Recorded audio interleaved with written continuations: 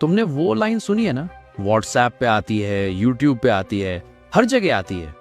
वो लाइन है, एप्पल का असली मालिक ब्लैक रॉक है, माइक्रोसॉफ्ट का असली मालिक ब्लैक रॉक है, अमेजॉन, टेस्ला, गूगल, फाइजर सब ब्लैक रॉक के हैं। और तुम सुनते हो तो एक सेकंड के लिए रुक जाते हो, सोचते हो सच में एक कंपनी सबकी मालिक? फिर लोग बोलते हैं ये शैडो गवर्नमेंट है, ये दुनिया चलाते हैं, ये असली बॉस हैं, पर्दे के पीछे बैठे हैं, तार खींच रहे हैं। और तुम वीडियो शेयर कर देते हो, कमेंट में लिख देते हो भाई दुनिया तो बिक चुकी है। लेकिन आज मैं तुमसे वो बात नहीं करूंगा। आज मैं तुमसे वो बात करूंगा जो कोई नहीं करता, क्योंकि वो लाइंस जो तुमने सुनी है वो पूरी तरह सच नहीं है, आधी बात है, ऊपर ऊपर की बात है। और जो असली बात है वो उन लाइन से कहीं ज्यादा बोरिंग लगती है, टेक्निकल लगती है, सुनने में ड्राई लगती है, और इसीलिए कोई उसके बारे में बात नहीं करता। लेकिन वही बात सबसे ज्यादा डेंजरस है। सोचो, जो चीज तुम्हें दिखती ही नहीं उससे तुम बचोगे कैसे? जो चीज समझ ही नहीं आती उसका विरोध कैसे करोगे? जो चीज बोरिंग लगती है उसके बारे में सोचोगे ही क्यों? और यही ब्लैक रॉक की सबसे बड़ी ताकत है। ये बोरिंग है, ये इनविजिबल है, और इसीलिए ये अनस्टॉपेबल है। आज की कहानी ब्लैक रॉक के क्या के बारे में नहीं है, आज की कहानी ब्लैक रॉक के कैसे के बारे में है। कैसे एक आदमी ने 1988 में एक कमरे से शुरुआत की, कैसे उसने बार बार अपनी चाल बदली, कैसे वो गिरा, उठा और हर बार पहले से ज्यादा ताकतवर होकर लौटा, कैसे उसने एक के बाद एक पूरी की पूरी इंडस्ट्रीज पर कब्जा किया, और कैसे आज वो कंपनी दुनिया के फाइनेंशियल सिस्टम में इस तरह घुस गई है जैसे किसी इमारत की नींव में सरिया। तुम उसे बाहर निकालोगे तो इमारत गिर जाएगी। ये एक एम्पायर की कहानी है, लेकिन ये एम्पायर किसी तलवार से नहीं बना, किसी तोप से नहीं बना, किसी फौज ने नहीं बनाया। ये एम्पायर इंफॉर्मेशन से बना, टेक्नोलॉजी से बना, टाइमिंग से बना, और सबसे बड़ी बात दूसरों की मजबूरी से बना। क्योंकि जब तुम किसी की जरूरत बन जाते हो तो तुम्हें कुछ छीनना नहीं पड़ता, कुछ खरीदना नहीं पड़ता, लोग खुद अपनी चाबियां तुम्हारे हाथ में रख देते हैं। तो चलो शुरू करते हैं उस आदमी से जो एक दिन हार गया था। बात है 1986 की, न्यूयॉर्क सिटी। तुम मैनहट्टन इलाके में हो, चारों तरफ ऊंची ऊंची बिल्डिंग्स हैं, शीशे की दीवारें, काले सूट्स, चमकते जूते। हर कोई तेज चल रहा है, हर कोई कहीं पहुंचना चाहता है। ये वॉल स्ट्रीट है, दुनिया का सबसे बड़ा फाइनेंशियल बाजार। यहां पैसा सोता नहीं, यहां पैसा दौड़ता है। और इन्हीं बिल्डिंग्स में से एक में एक 34 साल का आदमी बैठा है, नाम है लैरी फिंक। चेहरे पर कॉन्फिडेंस है, आंखों में तेज है, और जेब में एक टाइटल है जो वॉल स्ट्रीट पर बहुत कम लोगों को मिलता है, राइजिंग स्टार। काम करता है फर्स्ट बॉस्टन में, एक बड़ी फाइनेंशियल फर्म में, और वहां वो बॉन्ड्स की दुनिया का बादशाह माना जाता है। अब रुको, बॉन्ड समझ लो, क्योंकि आगे की पूरी कहानी इसी जमीन पर खड़ी है। ये नहीं समझे तो आगे कुछ नहीं समझ आएगा। तुम जानते हो शेयर क्या होता है? किसी कंपनी का शेयर खरीदा मतलब उस कंपनी का एक छोटा सा टुकड़ा तुम्हारा हो गया। कंपनी बढ़ी तो तुम बढ़े, कंपनी डूबी तो तुम डूबे। बॉन्ड बिल्कुल अलग चीज है। बॉन्ड एक लोन की तरह है, ये कर्ज है। सोचो, सरकार को पैसे चाहिए, सरकार तुम्हारे पास आती है, कहती है भाई मुझे 1000 रुपए दे दो, मैं 10 साल बाद वापस करूंगी और हर साल 80 रुपए ब्याज दूंगी, पक्का लिखित में। बस यही बॉन्ड है। तुमने सरकार को उधार दिया और बदले में तुम्हें हर साल एक फिक्स्ड रकम मिलती रहती है। सेफ, प्रेडिक्टेबल, बोरिंग, लेकिन भरोसेमंद। और इसीलिए बड़े बड़े इंस्टीट्यूशंस बॉन्ड्स खरीदते हैं। पेंशन फंड्स जो तुम्हारे रिटायरमेंट के पैसे संभालते हैं, इंश्योरेंस कंपनीज जो तुम्हारी पॉलिसी का पैसा कहीं लगाती हैं, इन सब के पास अरबों खरबों रुपए होते हैं और वो सब बॉन्ड्स में लगाते हैं, क्योंकि उन्हें रिस्क नहीं चाहिए, उन्हें सेफ्टी चाहिए। लैरी फिंक इसी दुनिया का खिलाड़ी था, और उस जमाने में 1980s में बॉन्ड्स की दुनिया में एक नई चीज आई थी। एक ऐसी चीज जो सुनने में कॉम्प्लिकेटेड लगती है, लेकिन मैं तुम्हें इतना आसान करके बताऊंगा कि भूल नहीं पाओगे। उस चीज का नाम था मॉर्टगेज बैक्ड सिक्योरिटीज। अब ये क्या होता है? सीधे समझो, एक आदमी है राजू। राजू ने बैंक से 20 लाख का होम लोन लिया 20 साल के लिए, हर महीने किस्त भरेगा। अब बैंक के पास क्या है? बैंक के पास एक प्रॉमिस है, अगले 20 साल हर महीने राजू पैसे देगा। ये बैंक का एसेट है, ये बैंक की फ्यूचर इनकम है। लेकिन बैंक ने सोचा 20 साल कौन रुके, इतना पेशेंस किस में है? तो बैंक ने काम किया, उसने राजू के लोन को एक कागज में बदल दिया, एक बॉन्ड बना दिया, और उस बॉन्ड को इन्वेस्टर्स को बेच दिया। अब क्या हुआ? बैंक को अभी के अभी पैसे मिल गए, क्योंकि जो भी या जितने भी इन्वेस्टर्स उस बॉन्ड को खरीदेंगे वो पैसे बैंक को मिलेंगे और इन्वेस्टर को अगले 20 साल राजू की किस्त का हिस्सा मिलता रहेगा। बैंक खुश, इन्वेस्टर खुश। राजू को पता भी नहीं कि उसका लोन अब कितनों की इनकम बन चुका है और किस किस की जेब में जा रहा है। इसी को कहते हैं मॉर्गेज बैक्ड सिक्योरिटी। और 1980s में ये वॉल स्ट्रीट की सबसे पॉपुलर चीज थी। हर कोई इसमें कूद रहा था, हर कोई इससे पैसा बना रहा था और लैरी फिंक वो इस खेल का सबसे तेज खिलाड़ी था। फर्स्ट बॉस्टन का दुलारा, वो जो कहता वही होता। लेकिन 1986 की एक दोपहर एक ऐसा तूफान आया जिसने सब कुछ तबाह कर दिया। एक फैसला, एक गलत बेट और लैरी फिंक मिट्टी में मिल गया। सारा खेल इंटरेस्ट रेट्स का था। इंटरेस्ट रेट्स यानी वो दर जिस पर लोन्स मिलते हैं, जो सेंट्रल बैंक तय करती है। लैरी ने एक बड़ा दाव लगाया इंटरेस्ट रेट्स पर। उसने सोचा इंटरेस्ट रेट्स इस तरफ जाएंगी, पर मार्केट ने दूसरी करवट ले ली। लैरी ने सोचा था कि बाजार इस तरफ जाएगा, लेकिन बाजार ने रास्ता बदल लिया। एक गलत अंदाजा और नुकसान हुआ पूरे $100 मिलियन का। एक झटके में पूरा $100 मिलियन साफ हो गया। उस जमाने में इतना बड़ा लॉस एक मौत के फरमान जैसा था। लैरी को निकाल दिया गया। वॉल स्ट्रीट पर रेपुटेशन ही सब कुछ होती है।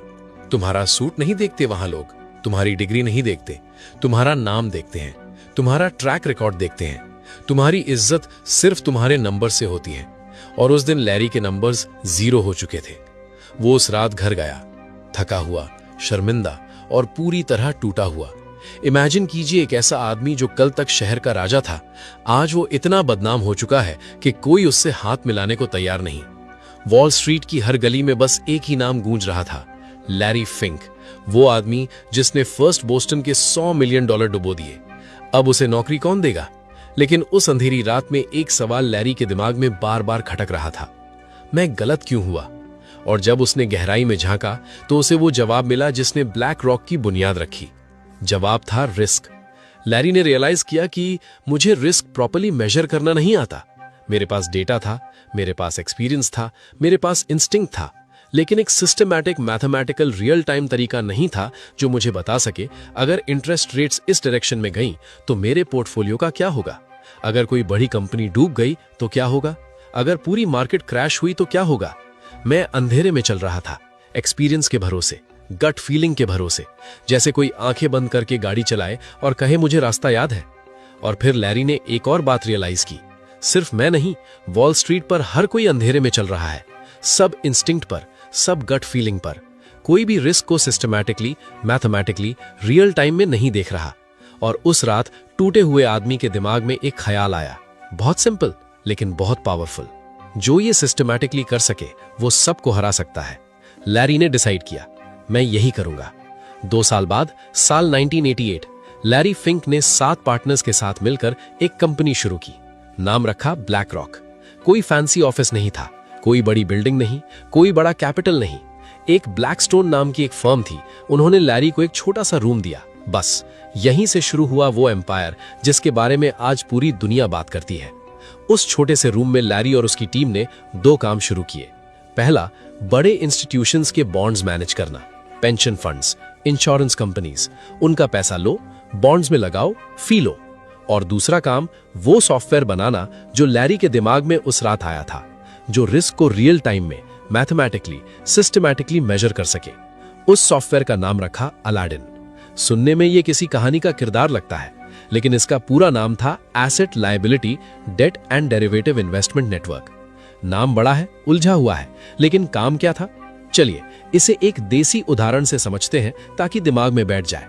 सोचो, एक बड़े किसान भाई हैं, उनके पास 500 बीघे जमीन है, अलग अलग जगह पे। कहीं गेहूं बोया है, कहीं धान, कहीं गन्ना, कहीं सब्जी।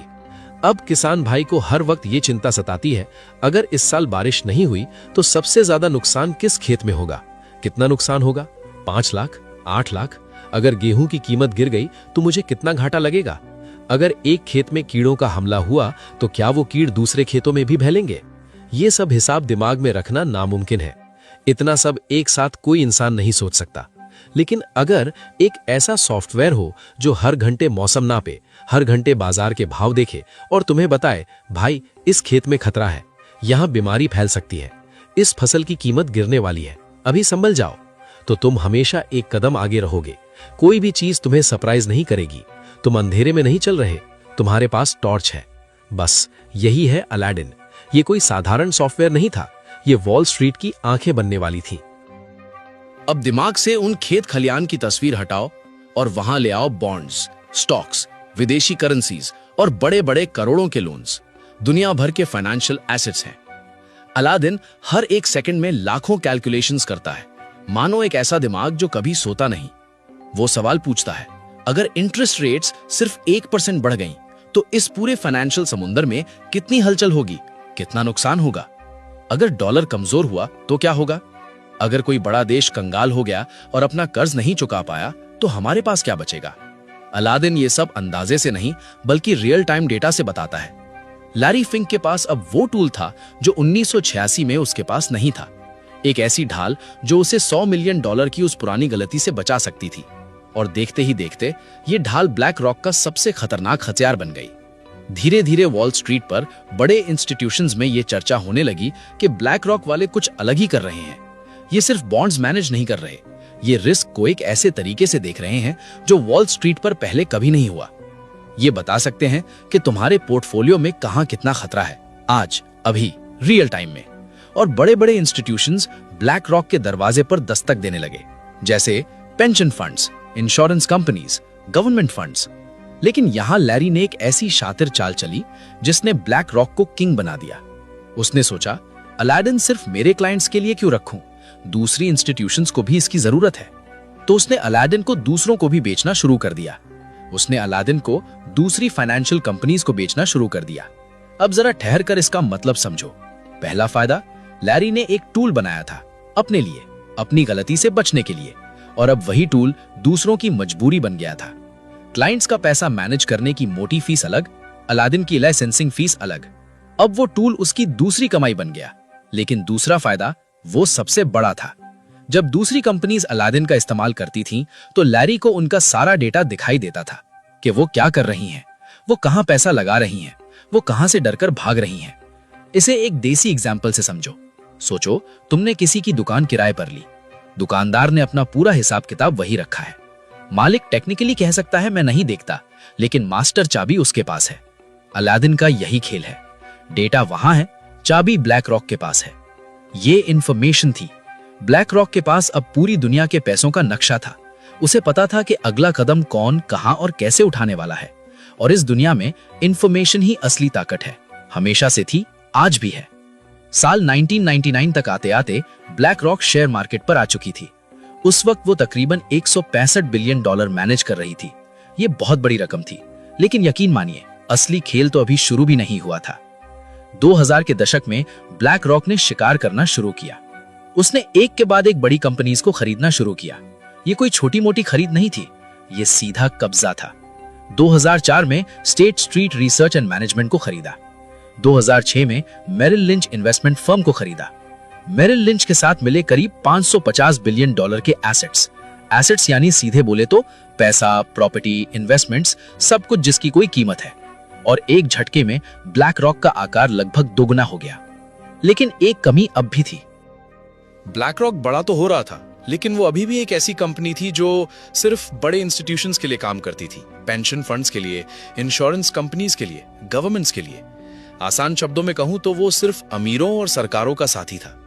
आम जनता, कोई टीचर, कोई दुकानदार या कोई साधारण नौकरी पेशा इंसान वो ब्लैक रॉक को नहीं जानते थे, और ब्लैक रॉक को उनसे कोई लेना देना भी नहीं था। लेकिन ये सब बदलने वाला था 2008 में, जब दुनिया ने अब तक की सबसे बड़ी फाइनेंशियल तबाही देखी। अब अमेरिका में एक बहुत बड़ा तूफान आया। याद है वो मॉर्गेज बैक सिक्योरिटीज जिनकी हमने बात की थी, वो राजू वाला लोन वाला सिस्टम। राजू ने होम लोन लिया, बैंक ने उस लोन को बॉन्ड बना दिया, इन्वेस्टर्स ने खरीद लिया। ये सिस्टम बहुत अच्छा लग रहा था, सब खुश थे। लेकिन उसके अंदर दीमक लग चुकी थी, एक बहुत बड़ी समस्या। बैंक्स ने पागलपन कर दिया। बैंक्स ने लालच में आकर ऐसे लोगों को भी लोन दे दिए जो उसे चुका नहीं सकते थे। कोई नौकरी नहीं, कोई ढंग की इनकम नहीं, लेकिन लोन मिल गया, बस इसलिए कि उस लोन को बेचकर बैंक तुरंत पैसा बना सकता था। और फिर वो हुआ जिसका डर था। जब उन लोगों ने किश्त भरना बंद किया, वो बॉन्ड्स जो इन्वेस्टर्स ने खरीदे थे कागज के टुकड़े बन गए, वर्थलेस, बेकार। और वो बॉन्ड्स बैंक्स के पास थे, इंश्योरेंस कंपनीज के पास, पेंशन फंड्स के पास, दुनिया भर के इन्वेस्टर्स के पास। सब एक साथ डूबने लगे और वो पूरा सिस्टम एक ताश के घर की तरह गिरने लगा। लीमन ब्रदर्स जैसा 150 साल पुराना बैंक एक रात में मिट्टी में मिल गया। लोगों की बरसों की कमाई साफ हो गई, घर बिक गए, नौकरियां चली गई। अमेरिका और पूरी दुनिया के चेहरे पर डर साफ दिख रहा था। सरकार घबरा गई थी। उन्हें समझ नहीं आ रहा था कि इस बिखरे हुए रेत को कैसे समेटे, कहां से शुरू करें, किस पर भरोसा करें। तो बात रुकी थी 2008 में। इमेजिन कीजिए, एक बहुत बड़ी इमारत गिरी है और चारों तरफ सिर्फ धुआं और धूल है। स्टॉक मार्केट्स क्रैश हो चुके हैं। इसी अफरा तफरी के बीच एक ब्रिटिश बैंक था, बार्कलेस। उन्हें पैसों की सख्त जरूरत थी, इतनी कि वो अपना सबसे कीमती गहना बेचने को तैयार थे। उस गहने का नाम था BGI, और इसी BGI के पास एक ऐसी चाबी थी जिसने आगे चलकर पूरी दुनिया की तिजोरी खोली। उस चाबी का नाम था iShares।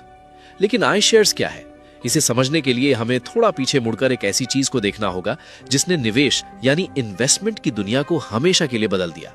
एक बहुत ही सिंपल सा आइडिया। मानो तुम्हारे पास 10,000 रुपए हैं और तुम उसे बढ़ाना चाहते हो। अब तुम्हारे पास दो रास्ते हैं। पहला रास्ता, तुमने रिलायंस या टाटा जैसी किसी एक कंपनी के सारे शेयर्स खरीद लिए। लेकिन यहां एक खतरा है, अगर उस कंपनी में कोई घोटाला हो गया या उसका बिजनेस डूब गया तो तुम्हारे 10,000 रुपए मिट्टी बन जाएंगे। सारा सोना एक ही पोटली में रखना हमेशा डरावना होता है। अब दूसरा रास्ता देखो।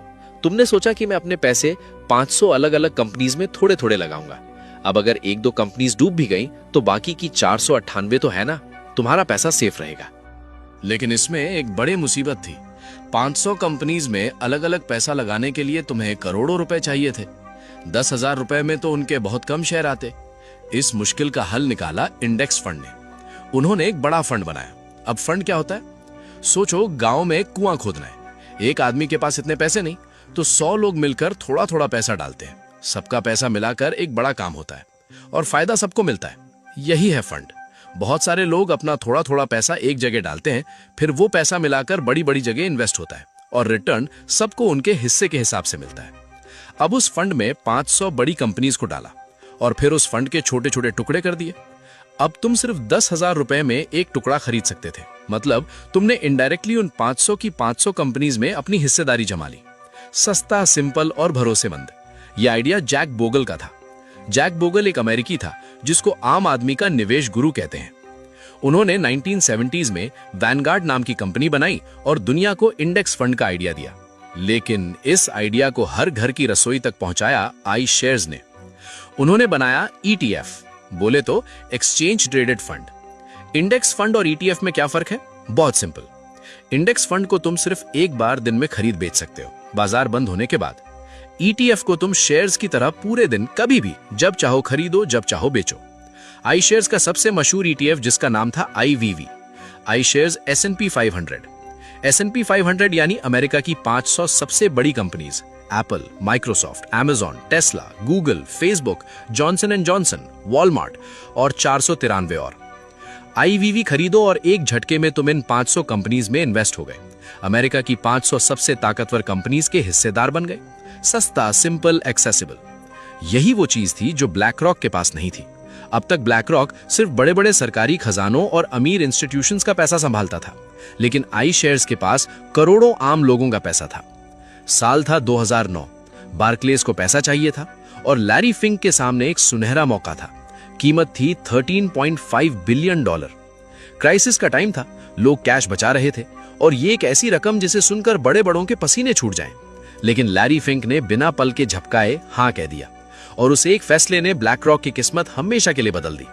अब जरा ठहरिए और सोचिए कि उस दिन असलियत में क्या हुआ था। पहले ब्लैक रॉक सिर्फ उन लोगों का था जो सूट बूट पहनकर बड़ी बिल्डिंग्स में बैठते हैं, लेकिन इस डील के बाद ब्लैक रॉक आम आदमी का साथी बन गया। वो लड़का जो अपनी पहली नौकरी से 2-4 हजार बचा रहा है, वो बुजुर्ग जो रिटायरमेंट के लिए पैसे जोड़ रहा है, वो टीचर, वो दुकानदार, हर वो इंसान जो iShares ETF खरीद रहा था, वो अनजाने में ब्लैक रॉक का क्लाइंट बन चुका था। लेकिन इस डील के साथ एक और चीज आई, एक ऐसी शक्ति जिसके बारे में शायद ब्लैक रॉक के फाउंडर लैरी फिंक ने भी उस वक्त नहीं सोचा होगा। क्या थी वो ताकत? चलिए देखते हैं। जब कोई आदमी iShares का ETF खरीदता है तो उसे लगता है कि उसने सिर्फ एक इन्वेस्टमेंट किया है, लेकिन सच्चाई इससे कहीं ज्यादा गहरी है। टेक्निकली वो उन कंपनीज के शेयर्स का मालिक है जो उस ETF में है। और शेयर्स का मतलब सिर्फ पैसा नहीं होता, शेयर्स का मतलब होता है वोट करने का हक। हर बड़ी कंपनी की साल में एक बार एक मीटिंग होती है। इसे कहते हैं एनुअल जनरल मीटिंग। दिमाग में एक बड़ा से हॉल की तस्वीर बनाओ जहां बड़े बड़े फैसले लिए जाते हैं। उस मीटिंग में शेयर होल्डर्स वोट करते हैं। कंपनी के बोर्ड में कौन बैठेगा उसकी वोटिंग होगी। सीईओ की सैलरी कितनी होगी उसकी वोटिंग होगी। कंपनी नया बिजनेस शुरू करेगी या पुराना बंद करेगी उसकी भी वोटिंग होगी। कोई बड़ी डील होगी या नहीं उसकी वोटिंग होगी। ये वोट्स असली ताकत है, क्योंकि इन्हीं से तय होता है कि दुनिया की सबसे बड़ी कंपनीज चलाएगा कौन और किस दिशा में। अब यहां आती है वो बात जो शायद ही कोई जानता हो। अब तुमने iShares ETF खरीदा। टेक्निकली वोट करने का हक तुम्हारा था, लेकिन वो वोट तुम नहीं डालते। वो वोट तुम्हारी तरफ से ब्लैक रॉक डालता है, तुमसे बिना पूछे, बिना तुम्हें बताए। जरा सोचिए, साल 2023 में ब्लैक रॉक ने दुनिया भर की 16,802 शेयर होल्डर मीटिंग्स में वोट किया। 16,802 मीटिंग्स। अब सवाल ये कि ये लीगल कैसे है?